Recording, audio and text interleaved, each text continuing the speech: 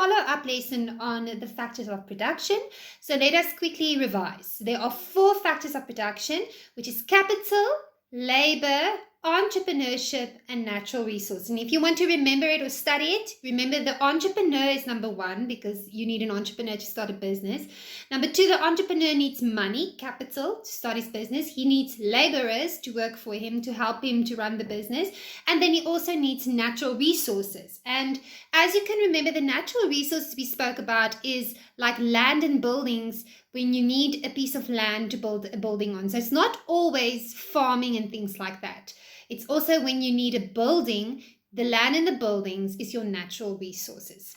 Okay, so I'm going to just quickly go through the previous lesson. Remember, in terms of the entrepreneur, we know it's a person that takes a business idea and they turn it into a business opportunity or into a business. So the idea needs to be feasible. It means that it needs to work.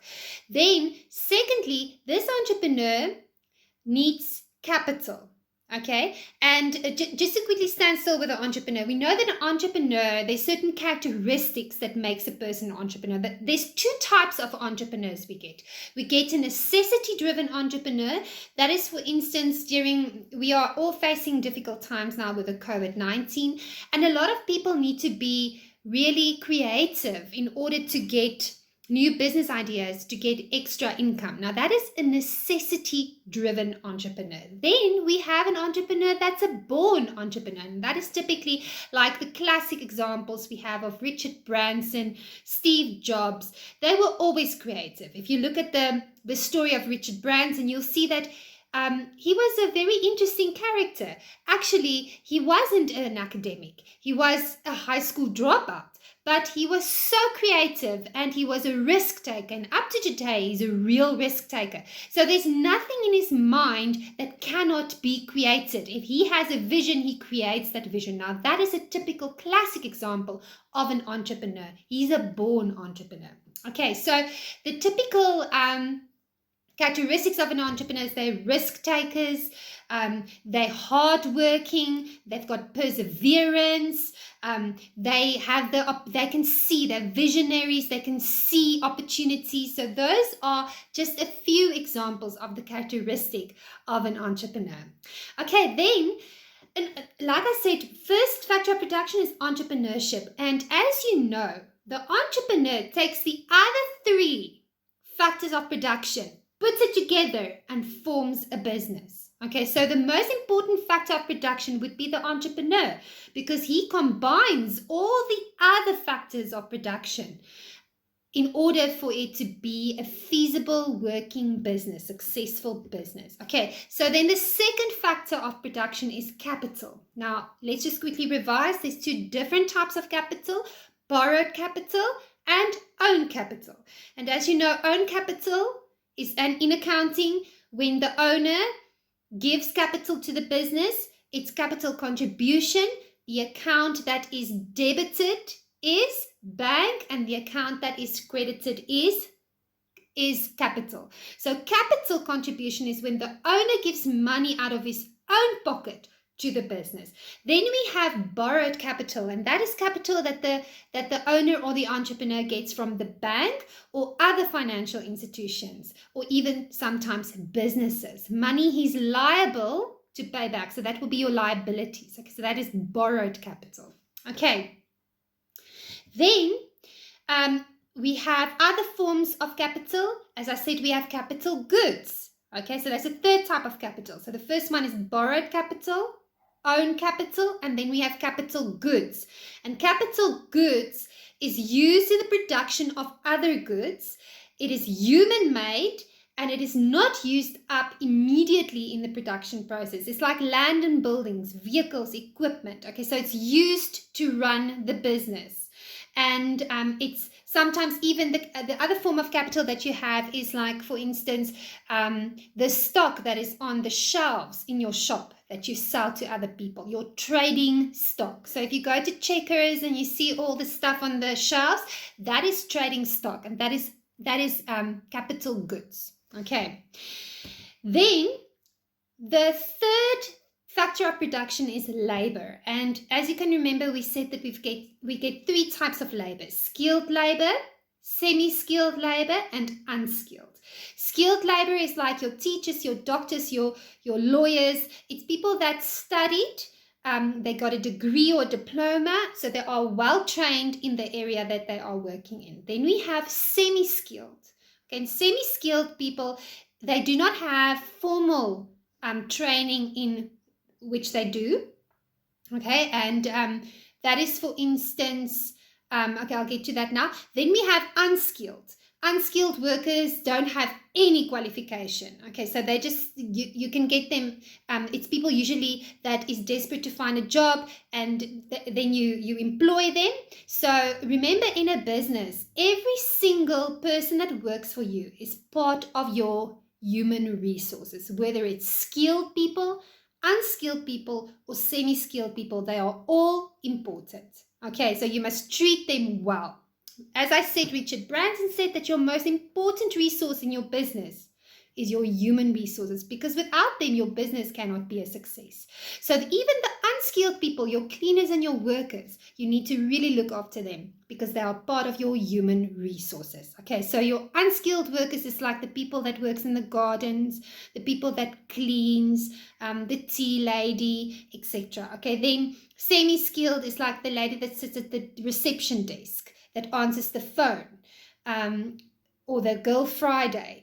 Okay, so skilled is degrees, semi-skilled, a little bit of training, semi-training, and then unskilled, people that do not have skills, but that can still do jobs around the business. Okay, all right, then what I wanted now with the lesson 2, I'm going to go further into this factors of production.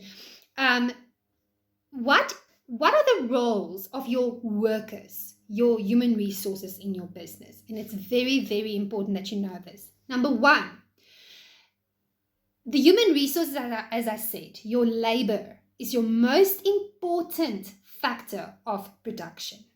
Okay, because without them, your business cannot be a success. Okay, then secondly, production cannot take place without physical or mental effort. So you need the physical and the mental effort of your workers.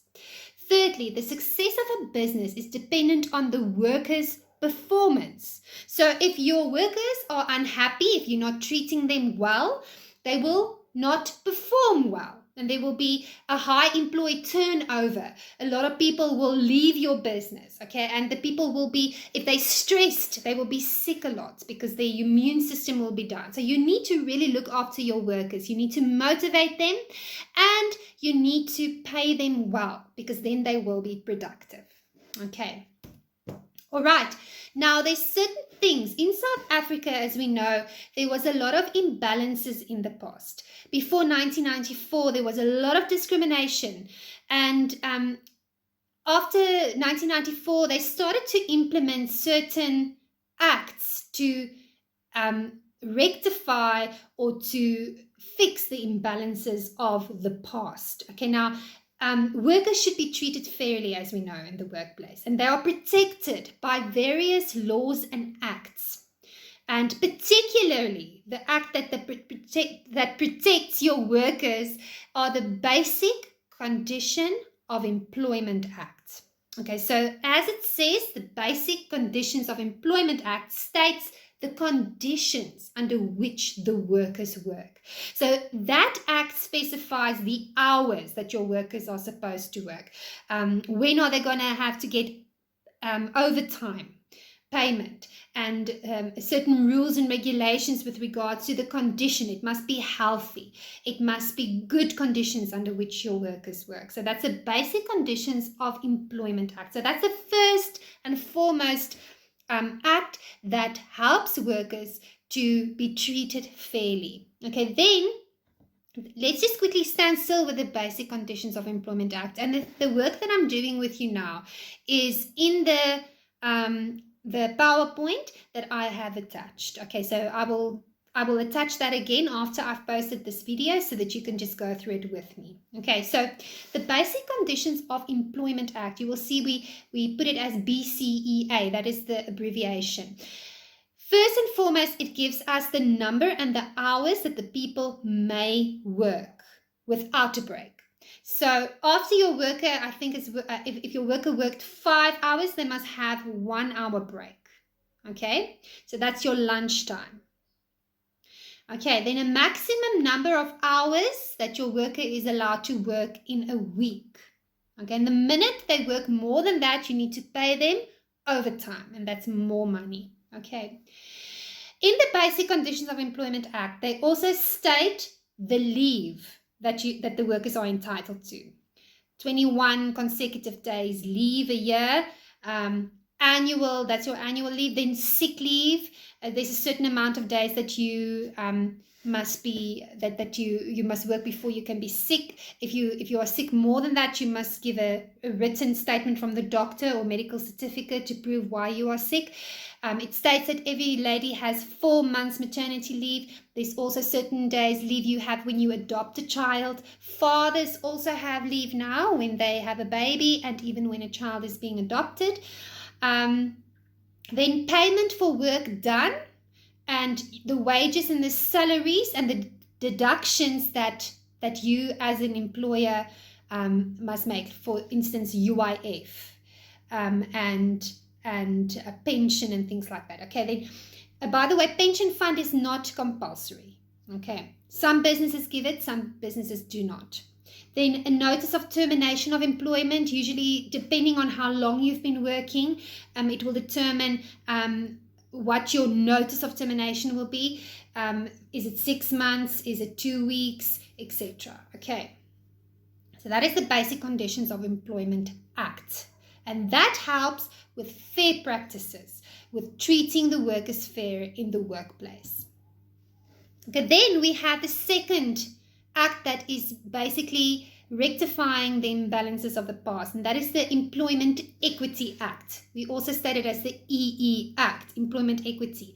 Now, this act makes sure that businesses treat their workers fairly by removing all forms of discrimination. And as we can see, the act is employment equity. So equity is the stem word from equality. So employment equity has to do mainly with treating everyone equally.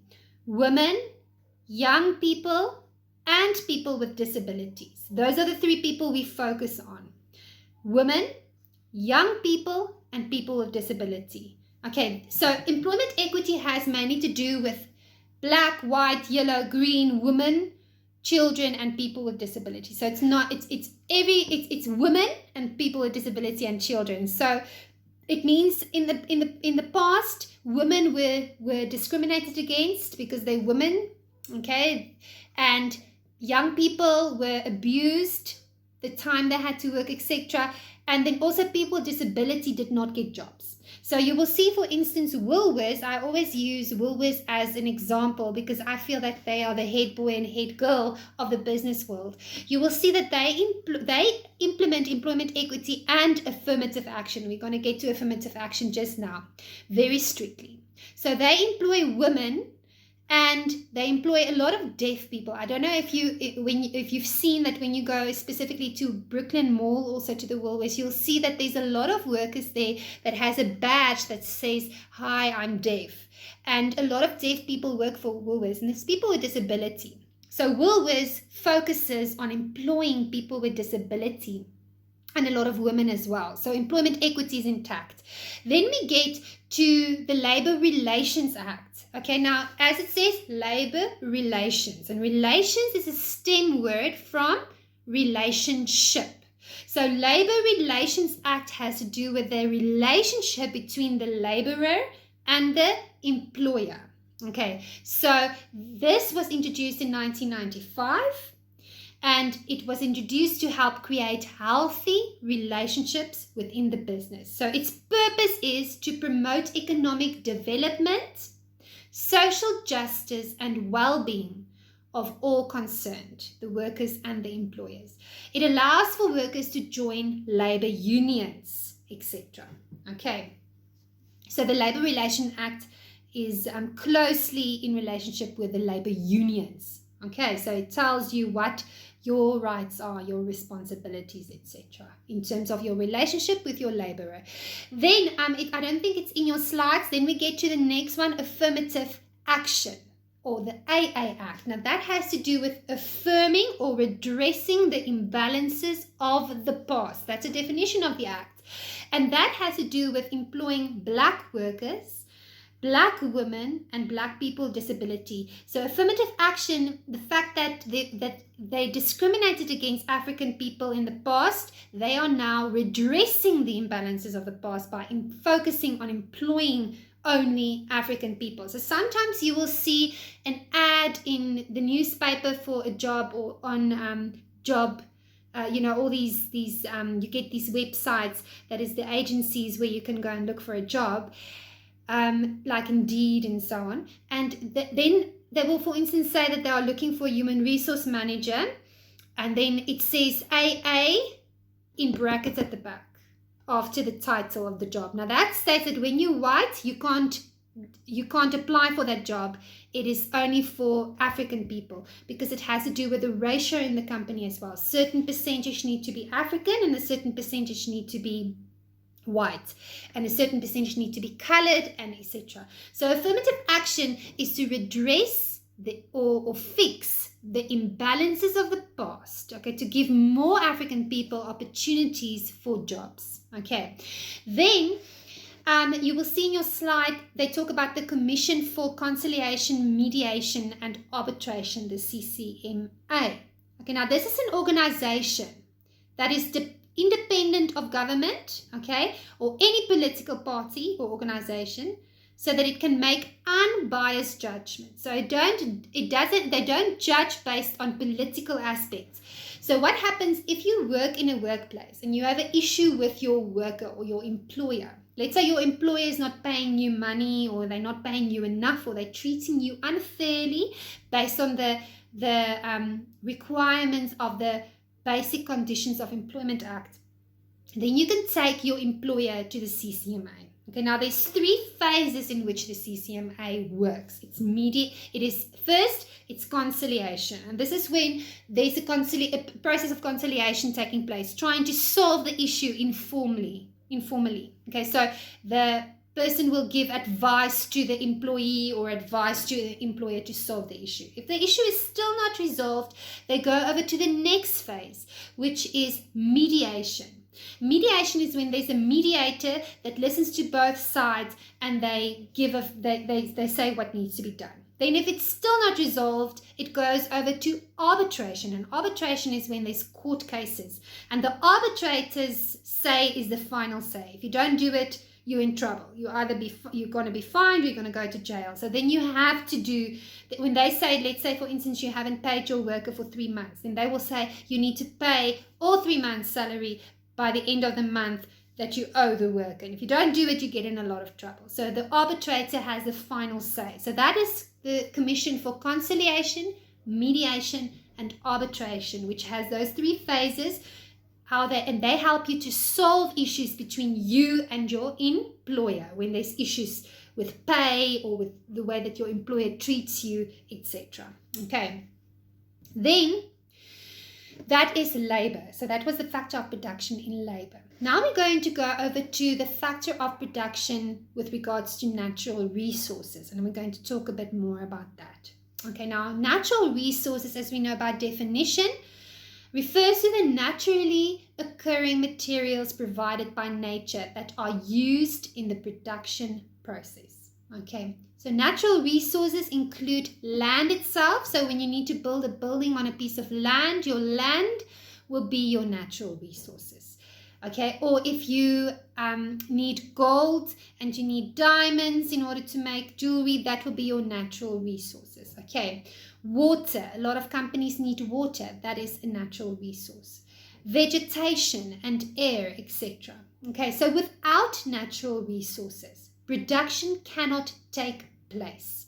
If a country doesn't have the needed resources, then they import it from other countries. Okay, now we are very rich in our natural resources, so we export a lot of our natural resources to other countries that are in need of it, that cannot produce it as well as we can. Okay, then I've spoken about the factor of production of entrepreneurship, so I'm not going to speak a lot about that. We know that an entrepreneur is a person who starts a business. They take financial risk in the hope that they will make a profit. Okay, and the characteristics of the entrepreneur: they're hardworking. You need to know this. They've got perseverance. They're motivated. They're innovated. They're visionaries, etc. It's on the slides, and you can study that. Okay. Now remember that you also need to know the remuneration for each factor of production. Labor. What is the remuneration or motivation of the laborers? It's wages and salaries. And you need to know that wages are weekly, salaries are monthly. Okay, wages are usually cash and salaries usually paid into your bank account. Okay, natural resources, what is the remuneration for that? Rent. When I build a building on a piece of land and I rent the building from someone, I pay them rent. So that is the income for that natural resource. Okay, then capital. The remuneration for capital is interest. Okay, so when I take money and I put it into the bank, then the bank and I put it there as a fixed deposit to save money, the bank pays me interest. When I borrow money from the bank or capital from the bank, I need to pay the bank interest.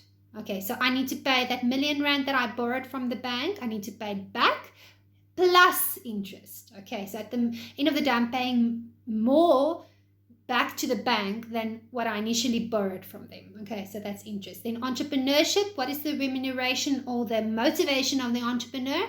Profits. Okay, that's why an entrepreneur starts a business, to make profit. Okay. Then I gave you that one activity you had to do yesterday, which was you had to identify the factors of production. Now, if we look at the first one, Raymond Ackerman, the founder of Pick and Pay, what is that factor of production? Entrepreneurship. Number 2, a deposit of coal, natural resources. A trained car mechanic, labor. If he's trained, it is skilled. Okay. The person who invented the computer, entrepreneur. Who is the person that invented Apple? The Apple computer and everything with regards to that. Can you remember? Do you know what his name is? Steve Jobs. Okay, so he is, for instance, also an entrepreneur. Okay, then a camera used to prevent shoplifting. What is that? It's capital goods. Okay. Irrigated farmland, primary sector. Water in the Steenbros Dam, primary sector. Physical and mental talents of people, labor. Okay, so those are the answers to your activity that I gave you yesterday to do. Okay, so that is it. We are now done with the factors of production lesson, and I will go on next week with the next lesson that we need to do. I hope you have a wonderful week, and please make sure that you stay up to date with all the work as far as you can. Okay, blessings to you all. Goodbye.